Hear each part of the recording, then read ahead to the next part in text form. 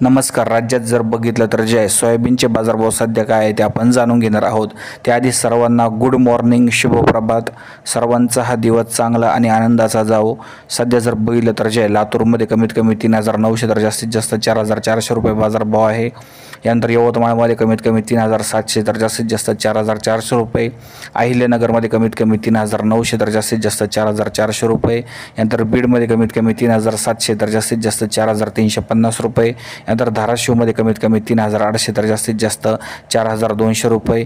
यानंतर नाशिक लासलगावमध्ये कमीत कमी 3,900 तर जास्तीत जास्त 4,600. यानंतर पुण्यामध्ये कमीत कमी 3,900 तर जास्तीत जास्त 4,500. यानंतर जालन्यामध्ये कमीत कमी 3,800 ते 4,440.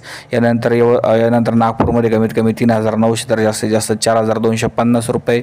मार्केट अशा रेंजमध्ये आपल्याला पाहायला मिळत आहे. बाजारभाव वाढले पाहिजे, कमीत कमी 5,000 6,000 तरी बाजारभाव गेले पाहिजे, तरच जे आहे शेतकरी मित्रांना परवडेल. धन्यवाद.